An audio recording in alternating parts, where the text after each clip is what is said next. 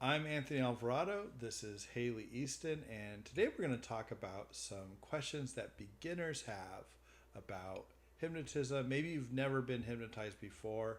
Maybe you're curious what the experience is like.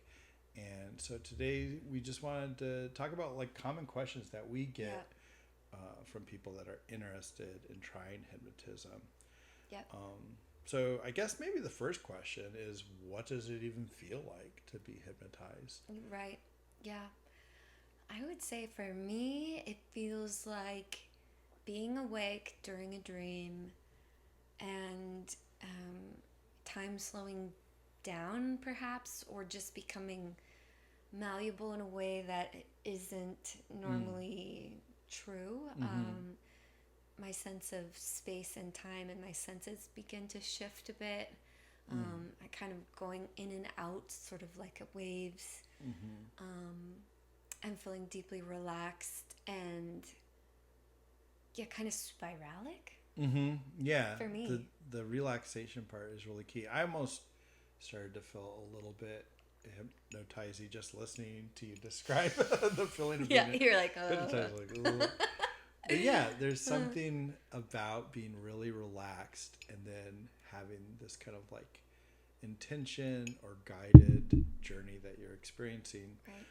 that is unique, but it feels a little bit like, I think maybe we talked about this in um, another take. It feels like staring into a fire, or maybe watching the ocean or something in nature, where Yeah, you're still there, you're still present, but you're a little bit drifty and floaty, and that I think that is a space that is really important for humans, and in modern society we can not get enough of that, yeah, and yeah. so Boredom. It's mm-hmm, kind of like zoning in to mm-hmm, something as simple, like something kind of in the micro world. yeah, I love Or that you said boredom.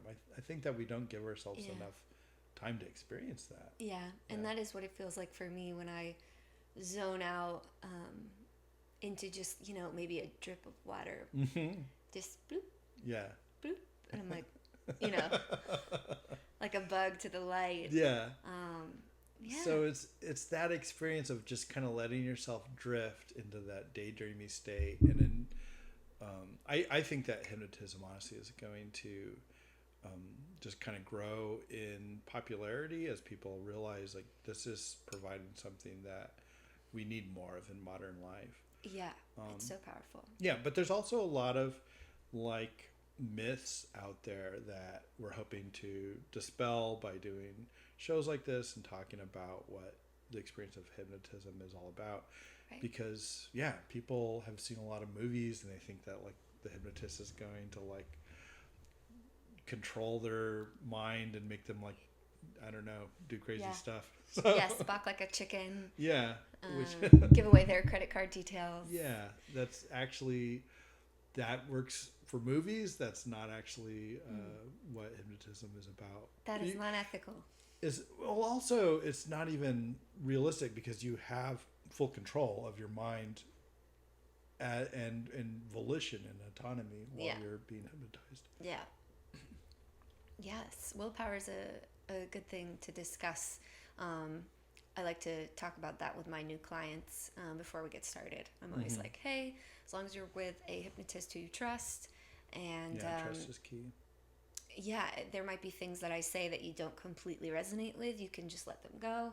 And Mm-hmm. I weave that into my scripting. Like, Yeah, I'm like, there might be things that don't land today, but they might land in a week from now. I yeah. don't know. It's Well, up to you yeah, and because that's you have the power to decide right now what yeah. you take on. And I believe that our higher self or our ego or whatever you want to call it, it takes on only what it can in the moment.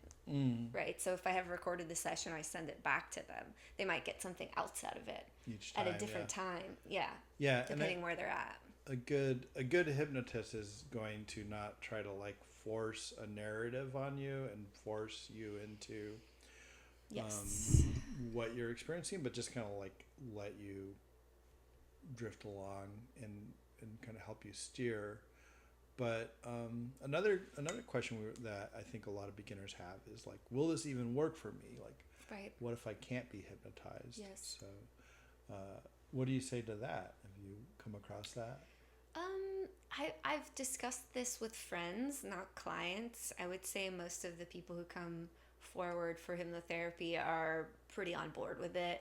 But the skeptics are usually like, oh, but do people really close their eyes and see a scene? Because I can't do that. And it's, from my perspective, these people are so logical that it's very hard for them to drop into the body. It's very hard for them to drop into the senses because they're kind of just run an analytical life. And Right.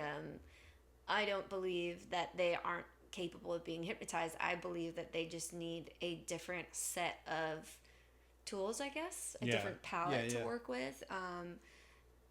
Because you can talk about senses when you're under hypnosis. You're as a hypnotist, I can use words about the way that they feel, the way that they are, the things they can smell, perhaps. And I think it's just about finding and activating those parts of them to help them get to where we're going. And I think if somebody has like a very logical mind and tends to be very kind of like verbal and logical based, then as a hypnotist, you're going to come at that with, okay, I need to use like a different palette, as you said, or different tools.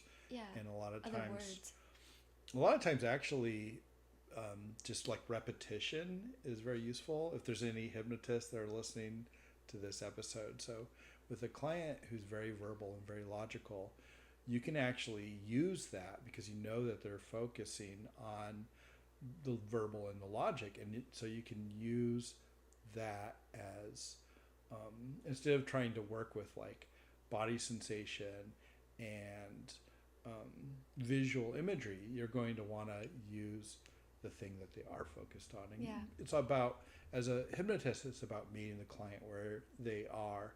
And, I think that's something that we both try to do is like really get to understand our clients and build that trust. Yeah. Because you can't just like go in and use a script and expect it to work the same way for everybody. Yeah. I think that's the part of hypnotherapy that I love the most, is that there's endless brains that are all different computers for me to kind of research. Yeah. And it's like a dance. Respectfully, join and dance to intentionally go towards whatever healing or pain or trouble that they're experiencing, to help them create new ways of thinking about that area of their brain.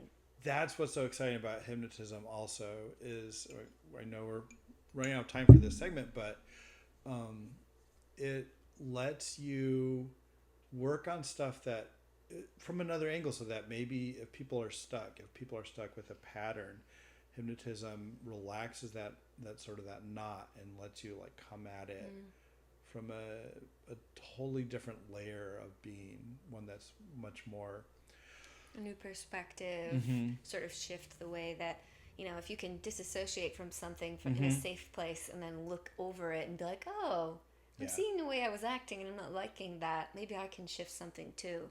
And planting those seeds for like a new approach. So so that's what hypnotism's all about. And we hope that you'll stay tuned for more of these episodes as we continue to explore. Yes, and tell us if there's any topics or questions you'd want us to discuss in the comments below. Yeah, we'd love to hear them.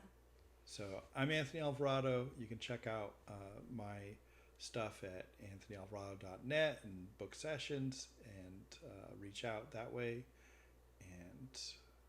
And I'm Haley Easton, the Hypnofairy, on Instagram and YouTube. You can check out my courses on my Stan store, or reach out for one-on-one sessions. That'd be great. All right. See you next time. See ya. All right. That was good. Cool.